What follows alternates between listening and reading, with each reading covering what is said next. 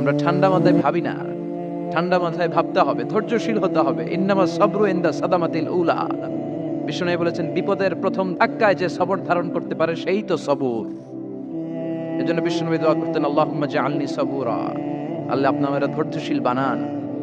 ওয়া জাআলনি শাকুরা, আপনি আমার শুকরগুজার বান্দা বানান। বিশ্বনবীর চেয়ে ধৈর্যশীল, বিশ্বনবীর চেয়ে শুকরগুজার পৃথিবীর কেউ আছে? কথা বলেন। এমন তাবৎ কোনো অত্যাচার নাই যে অত্যাচার বিশ্বনবীর উপর করা হয় নাই। বিশ্বনবী মক্কার জামিনে যখন দাওয়াত দিতে লাগলেন, ওনারে পাগল বলা হতো, বলা হতো তুমি পাগল, বলা হতো মুহাম্মদ একটা কবি, বলা হতো মুহাম্মদ হচ্ছে গণক। বিশ্বনবী যখন রুকু দিতেন, সিজদায় চলে যেতেন, উটের পচা নারী ভুরি এনে বিশ্বনবীর কাঁধে ফেলে রাখা হতো। বিশ্বনবীর গলার মধ্যে রশি ধরে টান দেয়া হতো। কয়েকবার বিশ্বনবীর এই ঘাড়ের এই চামড়া ছিঁড়ে গিয়েছে, একবার চাদর টান দেওয়ার কারণে, আরেকবার রশি টান দেওয়ার কারণে। বিশ্বনবী কিছুই বলেন নাই, ক্ষমা করে দিয়েছেন। যেই মক্কার শত্রুরা বিশ্বনবীকে মক্কা থেকে বিতাড়িত করেছেন, এবং যেই রাতে উনি হিজরত করলেন, মাইগ্রেট করলেন, উনি কেঁদে কেঁদে বারবার মক্কার দিকে ফিরে তাকায়, আবার যায়, আবার ফিরে তাকায়, মাতৃভূমির মায়া ছাড়তে পারছেন না। আর বলছিলেন, মাক্কা তু আহাব্বুল বিলাদ ইলাইয়া, মক্কা আমার কাছে সবচেয়ে প্রিয় শহর। লাউলা উখরিজতু লামা খারাজতু মিনহা, আমারে যদি বের করে না দেয়া হতো এই শহর থেকে, আমি কোনোদিন এই শহর থেকে বেরোতাম না। এত ভালোবাসতেন বিশ্বনবী মক্কাতুল মুকাররমাকে। ধৈর্যশীল ছিলেন। এত অত্যাচার অনাচারের পরে যখন মক্কা বিজয়ের ক্ষণ আসলো, এই মক্কাকে বিশ্বনবীর করতলগত করে দিল কে? ফাতহে মক্কা হলো। বিশ্বনবী চাইলে পিষে পিষে প্রতিটা কাফের মুশরিককে শেষ করে দিতে পারতেন, ঠিক কিনা? কিন্তু বিশ্বনবী বললেন, লা তাসরিবা আলাইকুমুল ইয়াউম ইযহাবু আনতুমুত তুলাকা, কোন রিভেঞ্জ চলবে না আজকে, কোনো প্রতিশোধ নাই। একেবারে বড় যুদ্ধাপরাধী যারা, মারাত্মক যারা অফেন্স করেছে, তাদেরকে শাস্তির আওতায় আনা হবে, বাকি সবাইকে আমি ক্ষমা করে দিলাম। In the long history of the world, there is no instance of magnanimity and forgiveness which was showed by our beloved Prophet Muhammad when all of his enemies laid under his feet and he forgave them one and all.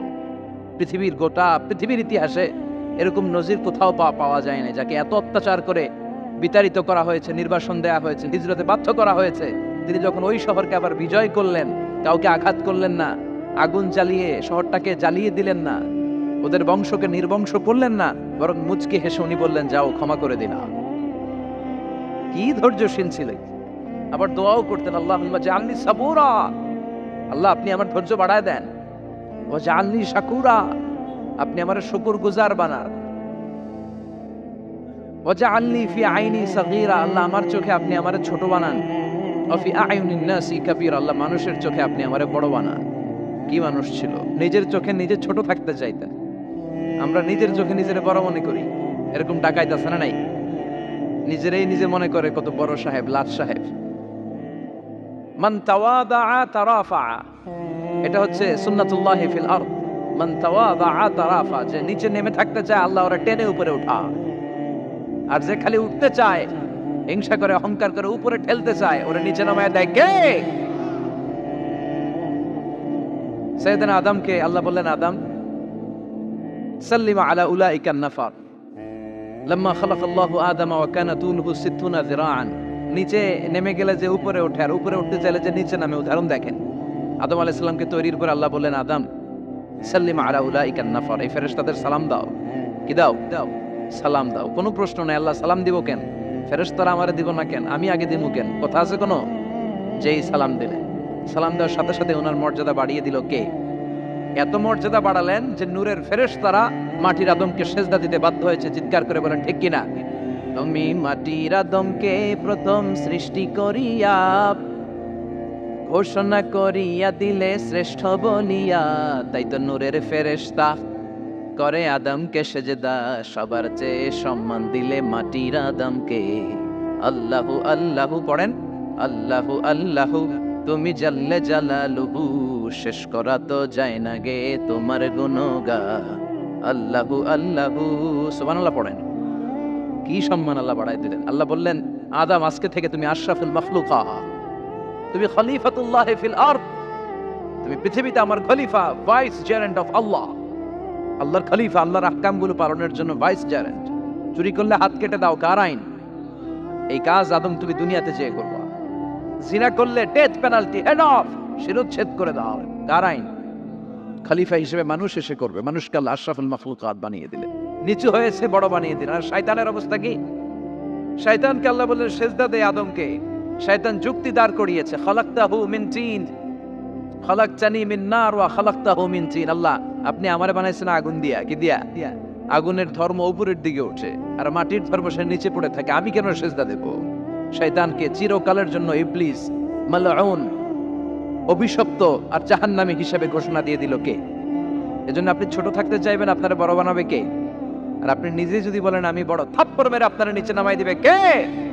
এজন্য বিশ্বনবী দোয়ায় বলতেন, আল্লাহুম্মা জাআলনি সাবুরা ওয়াজআলনি Sakura ওয়াজআলনি ফি আইনি সাগীরা ওয়া ফি আয়ুনিন নাসি কাবীরা।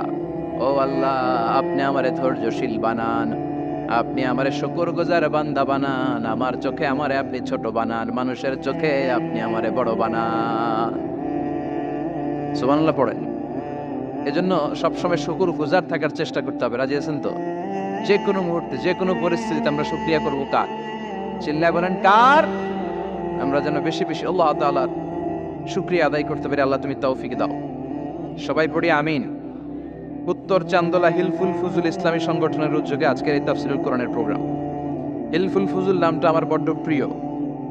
বিশ্বনবী যখন 15 কিংবা 20 বয়স, কোনো বর্ণনায় এসেছে 15, কোনো বর্ণনায় 20, তখন তিনি একটা ছাত্র সংগঠন করেছিলেন, ইয়াং স্টারদের একটা অর্গানাইজেশন করেছিলেন। ওটার নাম তিনি দিয়েছিলেন হালাফুল ফুদুল। হালাফুল ফুদুল, ওইটারই আমরা বাংলায় কি বলি? হিলফুল ফুজুল। হালাফ মানে শপথ, oath, we take an oath in the name of Allah. আল্লাহর নামে শপথ নেয়ারে বলে হালাফ। আর ফাদিলা, ফাদলুন, এগুলোর প্লুরাল হচ্ছে ফুদুল। ফুদুল মানে ভালো কাজ। ভালো ভালো কাজের উপর বিশ্বনবী যুবকদেরকে একত্রিত করলেন যে মক্কা শহরে কোনো টেন্ডারবাজি চলবে না, কোনো চাঁদাবাজি চলবে না, দুর্বলের উপর সবলের অত্যাচার চলবে না, জালিমের জুলুম চলবে না, হত্যা চলবে না, ধর্ষণ চলবে না, রাহাজানি চলবে না। মক্কা শহরটারে শান্তির শহর বানাতে হবে। যুবকরা এই দায়িত্ব কাঁধে নিয়েছে। কারা?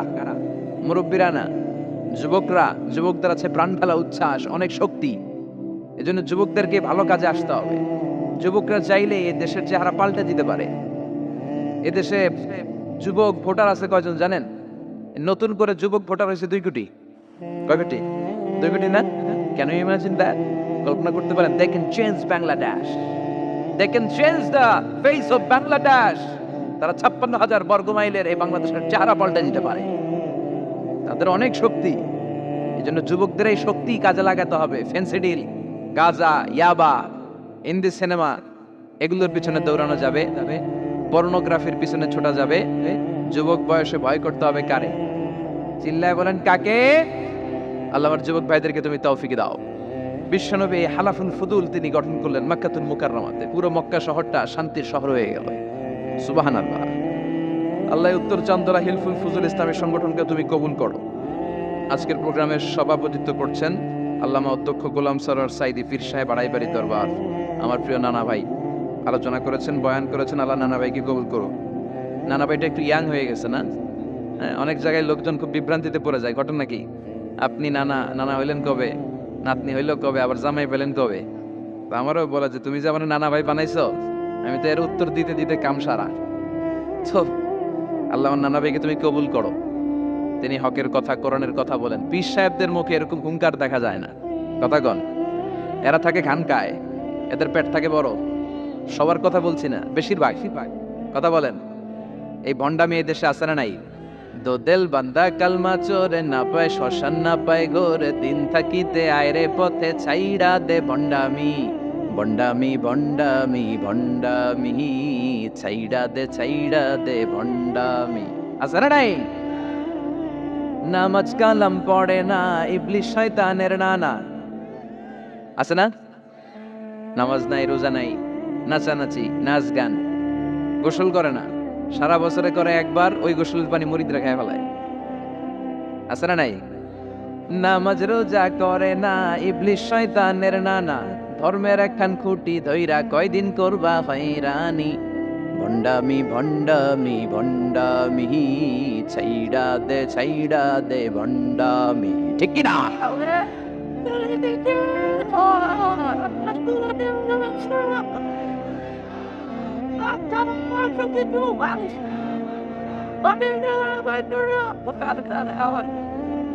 তো এই বন্ড পীরও পীর, আমার নানা ভাইও পীর। কথা কন, পীরে পীরে পার্থক্য আছে না নাই? পীরে পীরে পার্থক্য আছে, এজন্য পীর চিন্তা হবে। এদেশে এই পাক ভারতে ইসলাম প্রচারে ওলিয়া উলিয়াদের, পীর মাশায়েখদের অবদানের কোনো শেষ নাই। কিন্তু চিন্তা হবে, কষ্টি পাথর দিয়ে যাচাই করে নিতে হবে। কারণ এই পীরের আদলে অনেক ভণ্ড এই বাংলার জমিন আছে না নাই? এই ভণ্ডদের সাথে আমাদের কোনো সম্পর্ক নাই।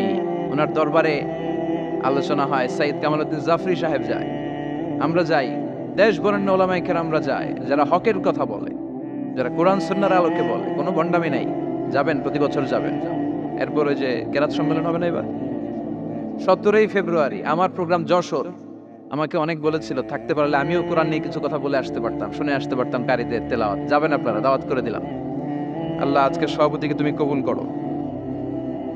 তারপরে আজকে কথা বলেছে মাওলানা রফিকুল ইসলাম ভুইয়া সাহেব, আমাদের সভাপতি সিরাতুন নবী ফাউন্ডেশনের চান্দোলার। না, রফিক ভাইয়ের চিনে না এমন কেউ নাই, এজন্য আর কিছু বলতেছি না তার নামে। আল্লাহ রফিক ভাইয়ের তুমি কবুল করো। গোলাম কবির চৌধুরী আল আজহারি আসতে পারে নাই, আমার বন্ধু মানুষ, একসাথে পড়াশোনা করেছি। এরপর আমার এক মিতা মিজানুর রহমান আতিকি আমার আগে আলোচনা করেছে, আল্লাহ তাকেও তুমি কবুল করো। সালাত নিয়ে কথা বলতেছিলেন। সালাত আউয়ালু মা ইউহাসাবু বিহিল আবদু ইয়াউমাল কিয়ামাতি আস-সালাহ। কিয়ামতের দিন সর্বপ্রথম হিসেব নেওয়া হবে নামাজের, সালাতের। সালাত চিনেন তো? কুরবানির গোশত খাওয়ার মাঝখানে যেটা খায় ওটা, হ্যাঁ? এটারে বাংলায় আমরা নামাজ বলি। কি বলি? নামাজ। বিশ্বনবী ইন্তেকাল করবেন, রূহ বের হয়ে যাচ্ছে, 2-3টা শব্দ বললেন, এর মধ্যে একটা ছিল সালাত। আর সালাত, উম্মতেরা নামাজ, নামাজ, নামাজ ছেড়ে দিও না। ওমা মালাকাত আইমানুকুম। মানুষ ইন্তেকালের আগে শ্বাস বের হয়ে যাচ্ছে, রূহ চলে যাচ্ছে, ওই মুহূর্তে কি জরুরি কথা বলে নাকি ফালতু কথা বলে? সবচেয়ে জরুরি কথাটাই তখন সে বলে যায়, ঠিক কিনা? কথা বলেন। বিষ্ণু বলেছিলেন নামাজ। তাহলে এই সালাতের গুরুত্ব আছে না নাই? সর্বপ্রথম এই সালাতের ব্যাপারে in the day of judgement আমাদেরকে প্রশ্ন করবে কে? সালাতে কায়েম করো, সালাতে কায়েম করো, হবে সম্মানী তুমি, হবে জান্নাতি তুমি, হবে সম্মানী তুমি, হবে জান্নাতি তুমি, দিবে কাল হাসরে শীতল ছায়া হারশে আজিম রাব্বিয়াল আলা রাbb। এজন্য বিশ্বনবী বলতেন আশাদ্দুহুম ফি আমরিল্লাহি উমর। আল্লাহর দ্বীনকে আল্লাহর জমিনে বাস্তবায়নের জন্য সবচেয়ে কঠোর সাহাবী হচ্ছে ওমর। সবাই আবু বকরের মতো হলে চলবে। আরহামু উম্মতি আলা উম্মতি আবু বকর। আমার উম্মতের মধ্যে সবচেয়ে রহম দিলের সাহাবী হচ্ছেন আবু বকর। সাইয়েদনা আবু বকরের দিলটা, হৃদয়টা এত নরম ছিল, উনি যখন নামাজে দাঁড়াতেন, উনি কান্নার কারণে তেলাওয়াতের আওয়াজ পিছনে মুসল্লিরা শুনতে পেত না। রাজুলুন আসিফ, কোমল হৃদয়ের মানুষ, এত ভদ্র হৃদয়ের মানুষ, এত প্রিয় ছিলেন আল্লাহ তাআলার কাছে। বিশ্বনবী মেরাজ থেকে যখন আসলেন, এসে ঘটনা বর্ণনা শুরু করলেন, আমি মক্কা থেকে ফিলিস্তিন গিয়েছি, ফিলিস্তিন থেকে দূর পাহাড়ে উঠেছি, সেখান থেকে 7 আকাশ পাড়ি দিয়ে আল্লাহর আরশে গিয়েছি, জান্নাত জাহান্নাম দেখেছি, আবার ফজরের আগে ফিরে এসেছি। আবু জাহেল, উতবা, শাইবা, ওয়ালিদ ইবনে মুগিরা জানতে, ওরা কয় এতদিনে একটা পাইছি, একটা ইস্যু পাইছি, এই ইস্যু দিয়া মুহাম্মাদের বিরুদ্ধে যত বদনাম রটানো যায় আমরা রটাবো। সর্বপ্রথম যে ধরছে বিশ্বনবীর সাহাবী আবু বকরকে, যে বলে আবু বকর দেখো, তোমার বন্ধু এতদিন যা বলতো মেনে নিতাম, আজকে সে কি বলে, সে তো পুরো পাগল হয়ে গিয়েছে। নাউজুবিল্লাহ পড়েন। যেখানে মক্কা থেকে ফিলিস্তিন যেতে লাগে 15 দিন, ফিরে আসতে লাগে 15 দিন, যেতে আর আসতে লাগে 1 মাস, সে নাকি মাঝরাতে উঠে বাইতুল মুকাদ্দাস গিয়েছে, নবীদের নিয়ে ইমামতি করেছে নামাজের, আরো সে গিয়েছে, জান্নাত জাহান্নাম দেখেছে, আবার নাকি ফজরের আগেই চলে এসেছে। এটা কেমন পাগলামির কথা বলো তো? সাইয়েদনা আবু বকর বললেন, আমার রাসূল কি আসলেই এই কথা বলেছে? আবু জাহেল, উতবা, শাইবা বলে, হ্যাঁ, তোমার নবী, তোমার মুহাম্মদ এই কথাই বলেছে। সাইয়েদনা আবু বকর বলেন, বিশ্বনবী যদি এটা বলে থাকেন তাহলে বিশ্বনবী সত্য বলেছে। আমার নবী বলে থাকলে সত্য বলেছে, তিনি মিথ্যা বলতে পারে? আস-সাদিক আল-আমিন, সত্যবাদী, the trust over the personality, সবচেয়ে বিশ্বাসী মানুষ, তিনি কখনো মিথ্যা বলতে পারে? বিশ্বনবী বললেন, আবু বকর আনতা লাস্তা আবু বকর ফাকাত, তুমি আজকে থেকে শুধু আবু বকর নও, আজকে থেকে মিনাল ইয়াউম আনতা আবু বকর as-সিদ্দিক, তুমি আজকে থেকে সত্যবাদী আবু বকর। সেদিন থেকে তিনি সিদ্দিক উপাধি পেয়েছেন।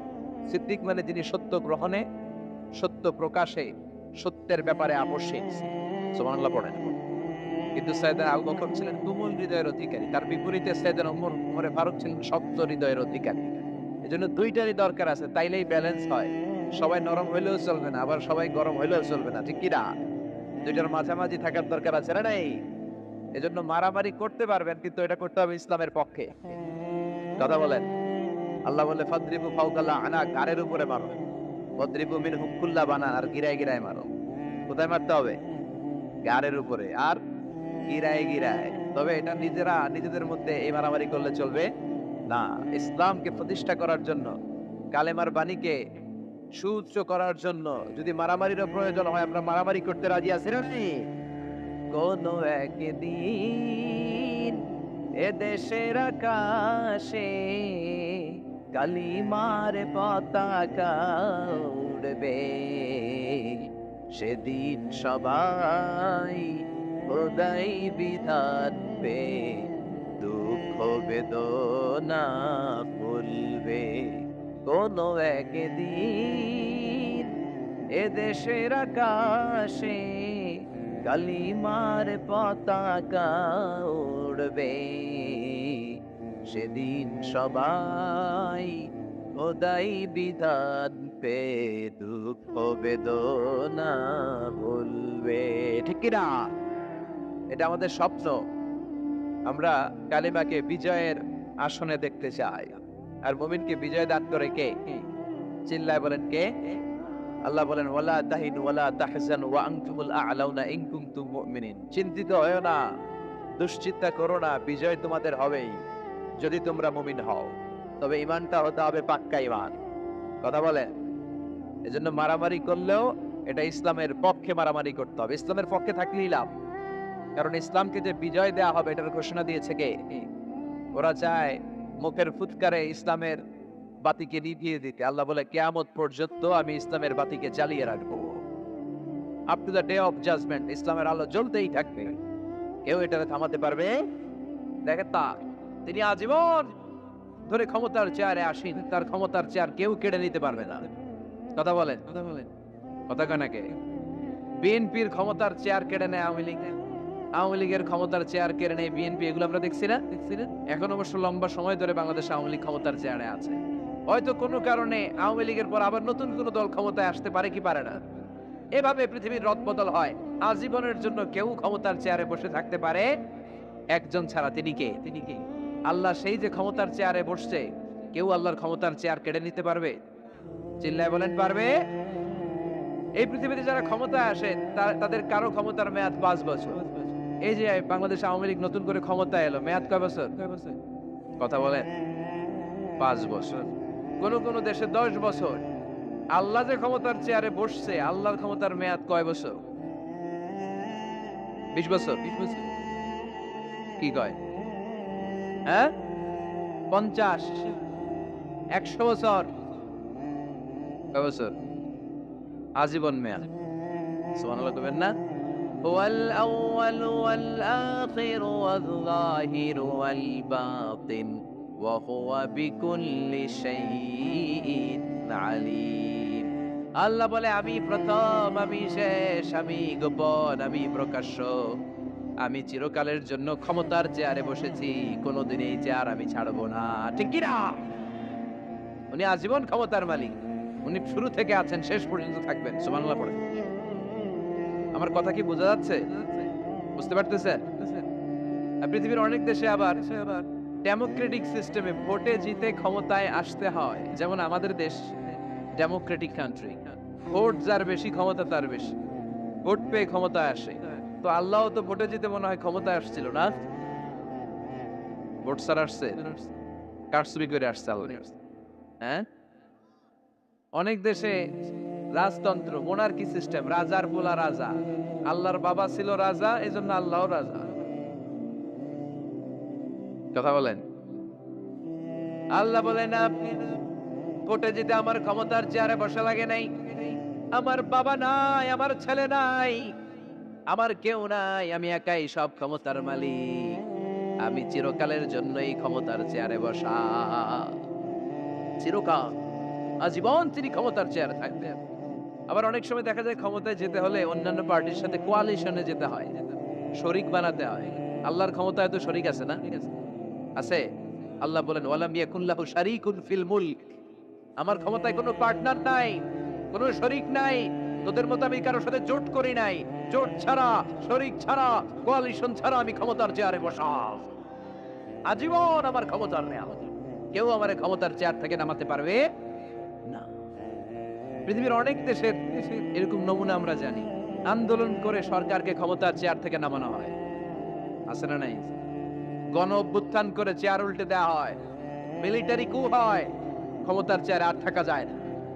তো আমরাও যদি সবাই মিলে একটা আন্দোলনে নামি, তাহলে আল্লাহর ক্ষমতা শেষ।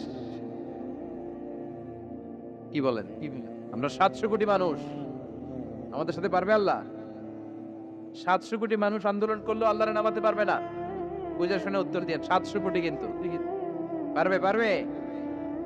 আচ্ছা, জিন জাতিরা যদি বলে, জিনেরা তো আমাদের চেয়ে পাওয়ারফুল, তারা যদি বলে ও মানব জাতি, আমরাও তোদের সাথে আছি, আল্লাহরে মানি না, মানুষ জিন ভাই ভাই, আল্লাহর আর রক্ষা নাই, তাহলে আল্লাহর ক্ষমতা শেষ?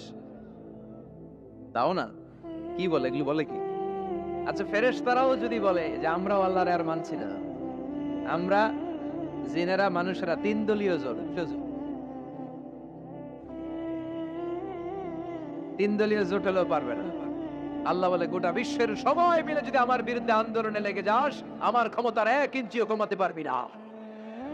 এজন্য রব্বুল আলামিন বলেন তাবারাকাল্লাযী বিয়াদিহিল মুলকু ওয়া হুয়া আলা কুল্লি শাইইন কাদির।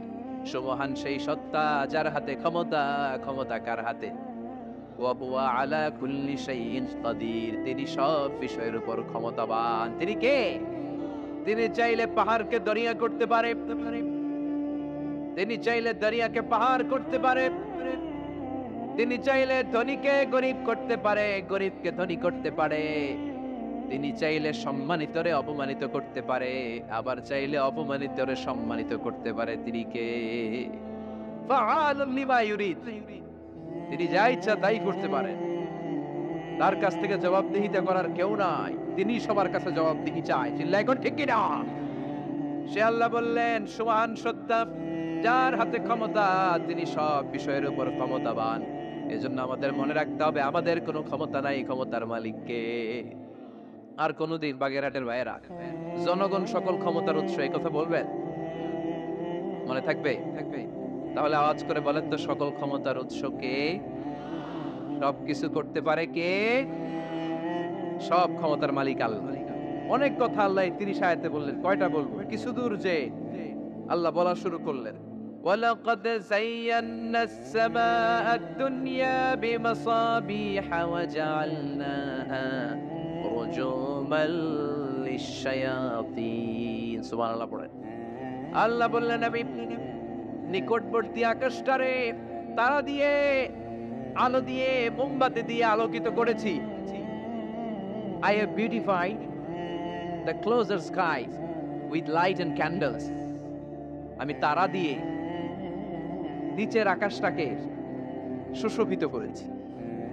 তারা দিয়ে আমাদের আকাশটারে, মহাশূন্যটারে সুশোভিত করেছে কে? তারা চেনেন? চেনেন না? খালি আকাশের দিকে রাতে তাকালে কি দেখা যায়? তারা। রাতের বেলা তারার মেলা। এখন তো লাইটিং ফাইটিং এর যুগ, তারা চেনা যায় না। আগের লোকেরা তারা না দেখে কিছু করতে পারতো না। আগের মুরব্বীরা তারা দেখলেই বুঝতো কয়টা বাজে, ঘড়ি লাগতো না। আগের নাবিকেরা তারা দেখে তারা রাত কয়টা বাজে নির্ধারণ করে ফেলতো। সুবহানাল্লাহ পড়েন। কত ধরনের তারা আছে। শুক তারা নাম শুনছেন?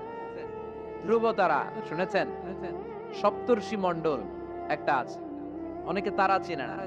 কোটি কোটি কোটি কোটি 7টা তারা একসাথে দেখবেন, এটার বলে সপ্তর্ষি মণ্ডল। আল্লাহ বলে এই তারা দিয়ে আমি আকাশটারে সুশোভিত করেছি। এই তারাগুলো কিন্তু প্রথম আকাশে না, এই তারাগুলো প্রথম আকাশের মহাশূন্যে অবস্থিত। আমরা খালি চোখে যা দেখি এটা আকাশ নয়, এটা মহাশূন্য। এটা কি? বাগেরহাটের ভাইরা উত্তর করেন, এটা কি? এই মহাশূন্যের অনেক অনেক অনেক অনেক অনেক উপরে আকাশ। ওই আকাশ যে কত উপরে এটা নাসার বিজ্ঞানীরাও জানে না। শুরুতে আমরা দেখতে পাই প্রথম আকাশের মহাশূন্য, এর অনেক উপরে প্রথম আকাশ, তারপরে শুরু হয় দ্বিতীয় আকাশের মহাশূন্য, তার অনেক উপরে দ্বিতীয় আকাশ, তারপরে তৃতীয় আকাশের মহাশূন্য, তারপরে তৃতীয় আকাশ, এভাবে একটার চেয়ে আরেকটা বড়, একটার চেয়ে আরেকটা বড়। দ্বিতীয় আকাশের তুলনায় প্রথম আকাশটা কত ছোট শুনতে চান? আপনার হাতের আংটিটা যদি আপনি সাহারা মরুভূমিতে ছুঁড়ে ফেলে দেন, পৃথিবীর সবচেয়ে বড় মরুভূমির নাম কি জানেন? সাহারা মরুভূমি। এই সাহারা মরুভূমিতে আপনার হাতের আংটি ছুঁড়ে ফেলে দিলে পুরো মরুভূমির তুলনায় আপনার হাতের আংটি যত ছোট, আল্লাহর দ্বিতীয় আকাশের তুলনায় আল্লাহর প্রথম আকাশটা ঠিক তত ছোট, একটার চেয়ে একটা বড়। তারপর আমরা নিজের বড় বড় করে দাবি করি।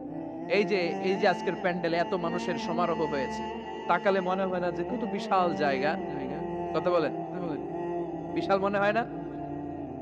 বিল জঙ্গ, এইটারে যদি এত বড় মনে হয় তাহলে বিল জঙ্গটা কত বড়? হ্যাঁ, আরো এইটার চেয়ে নিশ্চয়ই বাগেরহাট বড়। কথা কয় না? বাগেরহাটের চেয়ে নিশ্চয়ই পুরো বাংলাদেশটা বড়। বাগেরহাট বলে 64 জেলার এক জেলা, 64টা জেলা মিলে সুজলা সুফলা আমাদের এই বাংলাদেশ। বাংলাদেশ হচ্ছে পৃথিবীর সবচাইতে বড় দেশ। হ্যাঁ, এরা দেখি আমার সব কথার সাথে খালি দ্বিমত করে। বাংলাদেশ সবচেয়ে বড় দেশ না? কত ছোট জানেন? মানচিত্রে বাংলাদেশ লেখার জায়গাটাও আমরা পাই না। বাংলাদেশ এটা লিখতে গেলে BAN পরে ইন্ডিয়ার উপরে, GLA পরে বাংলাদেশের উপরে, আবার DESH পরে আবার ইন্ডিয়ার উপরে। আমাদের বাংলাদেশটা এত ছোট, বাংলাদেশ লেখার জায়গাটাও মানচিত্রে আমাদের জন্য না।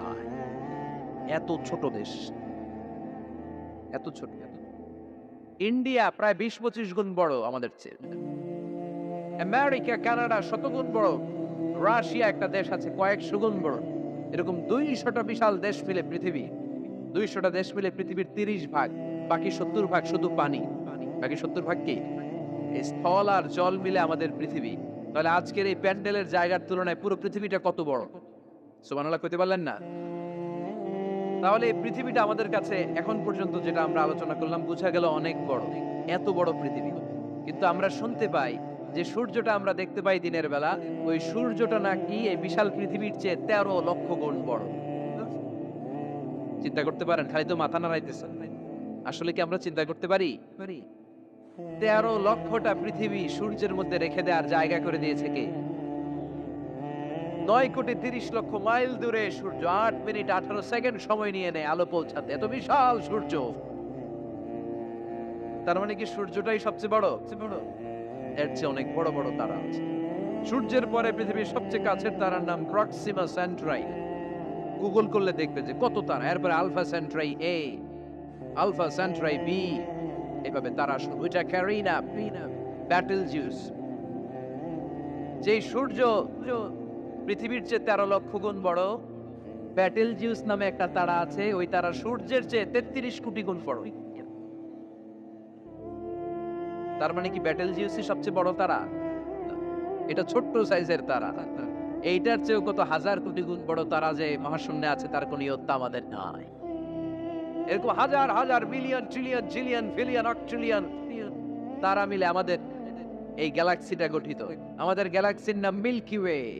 আমাদের গ্যালাক্সির নাম শুনছেন না? বিজ্ঞানে আমরা পড়ছি না? আমাদের গ্যালাক্সির নাম মিল্কি ওয়ে। আমাদের গ্যালাক্সির পরে আমাদের সবচেয়ে কাছের গ্যালাক্সির নাম অ্যান্ড্রোমেডা। কি নাম?